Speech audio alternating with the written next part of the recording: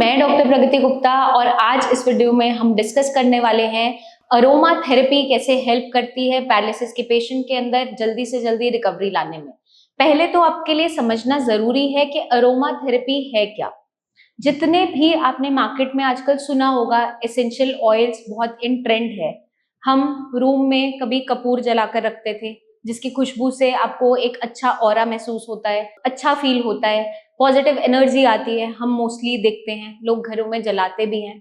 तो वैसे ही बहुत से एसेंशियल ऑयल्स भी मार्केट में अवेलेबल होते हैं, जैसे आपका लेवेंडर ऑयल है, यूकलिप्टस ऑयल है, पेपरमिंट ऑयल है, टी ट्री ऑयल है, कैमोमाइल ऑयल आता है, या फिर हम कपूर का इस्तेमाल भी कर सकते हैं।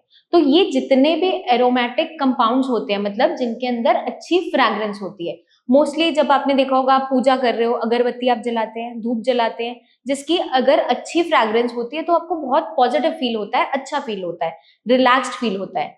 तो वैसे ही अरोमा थेरेपी के भी बहुत से बेनिफिट्स हैं पैरालिसिस के पेशेंट की रिकवरी में। वो कैसे, उसको आइए हम जानते हैं इस वीडियो के अंदर।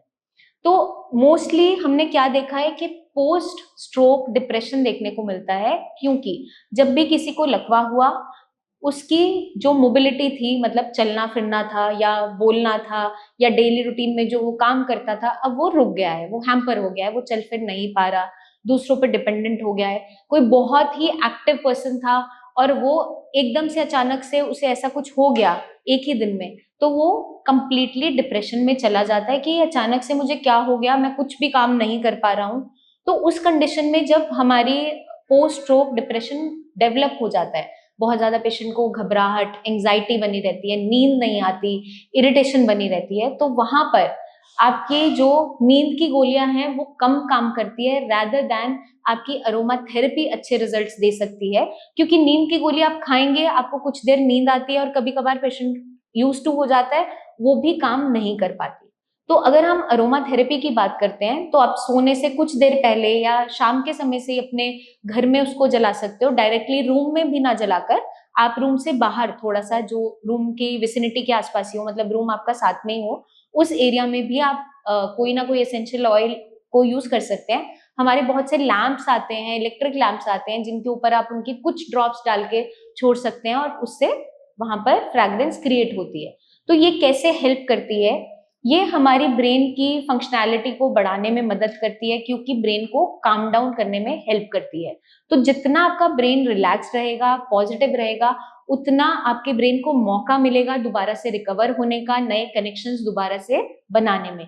क्योंकि जब भी स्ट्रोक होता है तो आपके ब्रेन के अंदर इनिशियली कुछ दिन न्यूरोप्लास्टिसिटी चलती है, मतलब ब्रेन रीवायर करने की कोशिश करता है।